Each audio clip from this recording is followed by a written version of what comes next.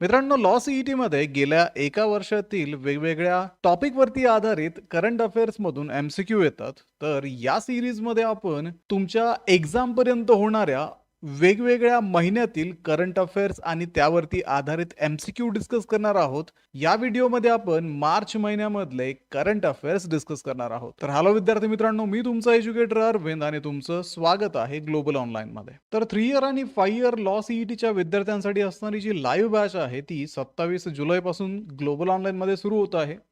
या बॅच मध्ये तुम्हाला डेली लाईव्ह क्लासेस दिले जातील, रेकॉर्डेड व्हिडिओ लेक्चर सुद्धा इथे अवेलेबल असतील, 50 पेक्षा अधिक मॉक टेस्ट आणि 2000 पेक्षा अधिक एमसीक्यू सुद्धा तुम्हाला या बॅच मध्ये दिले जाणार आहे. तर अगदी परीक्षेपर्यंत नव्हे तर परीक्षा झाल्यानंतर सुद्धा अगदी तुमच्या ऍडमिशन पर्यंत तुम्हाला या बॅच मध्ये गाईड केलं जाणार आहे. बॅचला जॉईन करण्यासाठी प्ले स्टोर वरनं ग्लोबल ऑनलाईन ऍप डाउनलोड करून त्यामध्ये महाराष्ट्र लॉ सीईटी 3 इयर किंवा 5 इयर हा कोर्स सर्च करून जॉईन करा.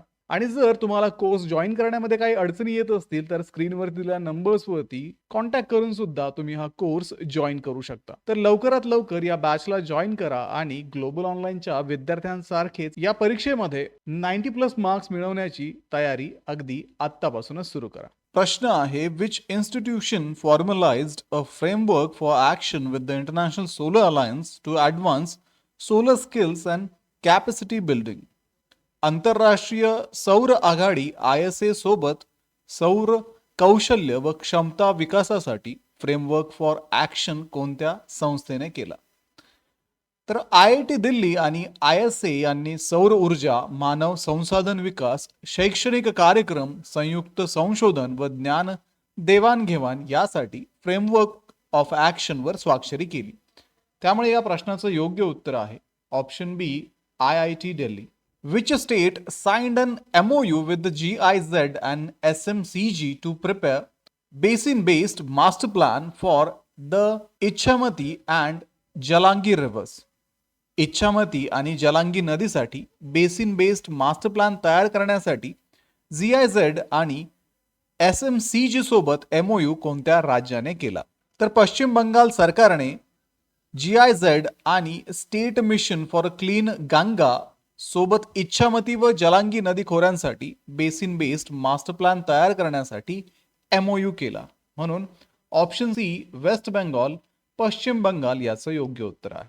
Wien will world wildlife day 2026 be observed globally? जागतिक वन्यजीव दिन 2026 कधी साजरा केला जातो? जागतिक वन्यजीव दिन 2026 कधी साजरा केला गेला?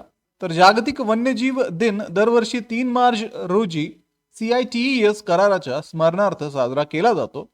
2026 ची थीम आहे medicinal and aromatic plants conserving health, heritage and livelihoods. त्यामुळे या प्रश्नाचं योग्य उत्तर आहे 3 मार्च, ऑप्शन डी.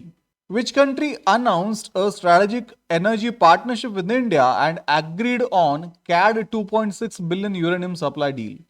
भारतासोबत स्ट्रॅटेजिक एनर्जी पार्टनरशिप जाहीर करून CAD 2006 अब्ज किमतीच्या युरेनियम पुरवठा करारास कोणत्या देशाने मान्यता दिली? कॅनडाने भारतासोबत स्ट्रॅटेजिक एनर्जी पार्टनरशिप जाहीर केली. कॅमिको आणि भारताच्या डिपार्टमेंट ऑफ ॲटॉमिक एनर्जी यांच्यात CAD 2.6 अब्ज किमतीचा युरेनियम पुरवठा करार झाला. त्यामुळे या प्रश्नाचं योग्य उत्तर आहे Canada, option A. Which state issued an SOP for heat wave management for higher education institutions?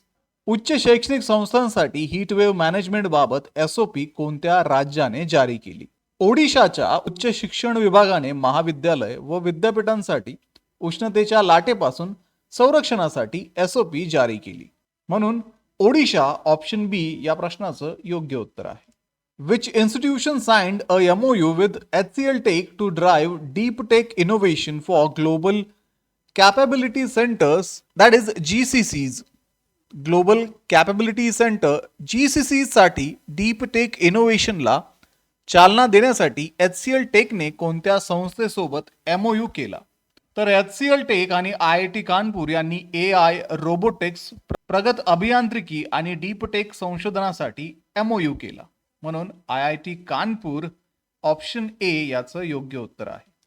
Where did MEIT unveil the indigenous 30 kilowatt wide band gap based integrated drive system for electric vehicles. MEITY ने स्वदेशी 30 kilowatt wide band gap आधारित integrated drive सिस्टीमचे अनावरण कोणत्या शहरात केले? MEITY ने IIT Madras Chennai येथे नामपेट अंतर्गत विकसित 30 किलोवॅट वाइड बँड गॅप आधारित इंटिग्रेटेड ड्राईव्ह सिस्टीमचे अनावरण केले. म्हणून चेन्नई. ऑप्शन डी या प्रश्नाचं योग्य उत्तर आहे. Which state exported its first consignment of a GI tagged Kabri Anglong ginger to London? GI tag प्राप्त काबरी अनग्लॉंग जिंजरची पहिली निर्यात लंडनला कोणत्या राज्याने केली? तर आसामने GI टॅग प्राप्त काबरी अनग्लॉंग जिंजरची पहिली निर्यात लंडनला केली. या आल्याला 2015 मध्ये GI टॅग मिळाला होता. म्हणून आसाम. ऑप्शन सी या प्रश्नाचं योग्य उत्तर आहे.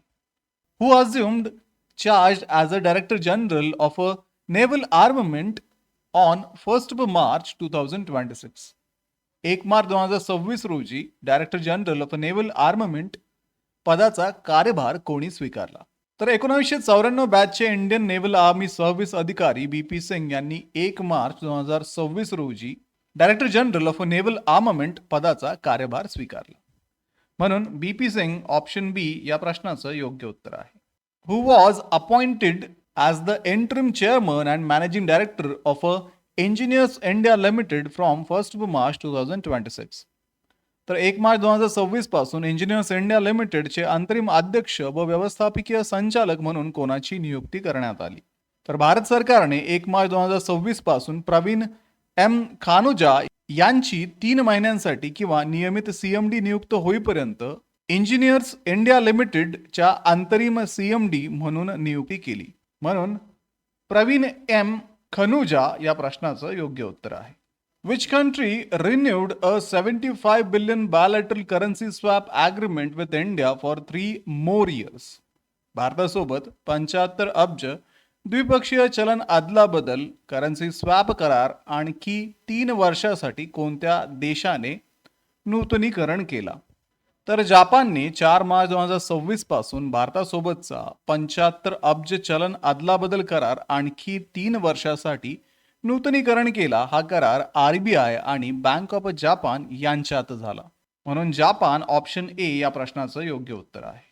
Who became the first Kashmiri woman superintendent of Srinagar central gel?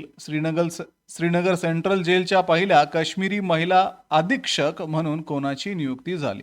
तर मार्च 2026 मध्ये सबा शॉल यांनी श्रीनगर सेंट्रल जेलच्या पहिल्या काश्मीरी महिला अधीक्षक म्हणून नियुक्ती झाली. म्हणून सबा शॉल. ऑप्शन ए या प्रश्नाचं योग्य उत्तर आहे. In which city was the 11th Raisina Dialogue held from 5 to 7 March 2026?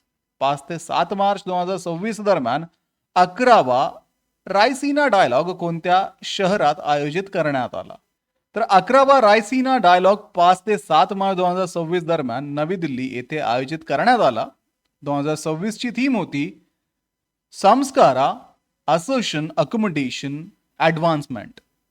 म्हणून नवी दिल्ली. ऑप्शन बी या प्रश्नाचं योग्य उत्तर असेल. Which state launched the 12.66 crore challenge fund to promote rural entrepreneurship? ग्रामीण उद्योजकतेला चालना देण्यासाठी 12.66 कोटीचा चॅलेंज फंड कोणत्या राज्याने सुरू केला? तर तेलंगणाने 12.66 कोटीचा चॅलेंज फंड सुरू केला. या योजनेत महिला व युवक उद्योजकतेवर विशेष भर दिला असून SERP, T-Hub, V-Hub आणि बिट्स पिलानी हैदराबाद यांच्या सहकार्याने याची अंमलबजावणी होणार आहे. म्हणून तेलंगणा. ऑप्शन ए या प्रश्नाचं योग्य उत्तर आहे. तर मित्रांनो, हे होते मार्च महिन्यामधील काही महत्त्वाचे करंट अफेअर्स आणि त्यावरती आधारित MCQs.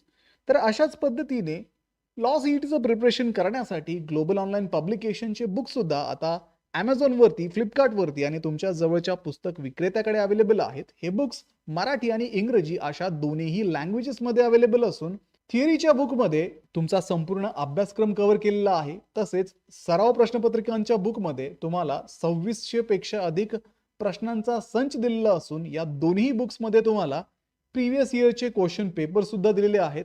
त्यामुळे डिस्क्रिप्शनमध्ये दिलेल्या लिंकवरती जाऊन आजच हे बुक्स ऑर्डर करा आणि लॉ सीईटीचं प्रिपरेशन अगदी आत्तापासूनच सुरू करा. सोबतच ग्लोबल ऑनलाईनची लाईव्ह बॅच जी 27 जुलैपासून सुरू होत आहे, त्या बॅचला जॉईन करायला विसरू नका. कारण या बॅचमध्ये अगदी परीक्षेपूर्वी मल्टिपल रिव्हिजन्सच्या माध्यमातून तुमचा संपूर्ण सिलेबस कव्हर केला जाणार आहे आणि परीक्षेनंतर अगदी ऍडमिशन पर्यंत तुम्हाला गाईड केलं जाणार आहे. त्यामुळे लवकरात लवकर या बॅचेसला जॉईन करा आणि महाराष्ट्रातल्या टॉपच्या कॉलेजेसमध्ये ऍडमिशन घेण्याची तयारी सुरू करा.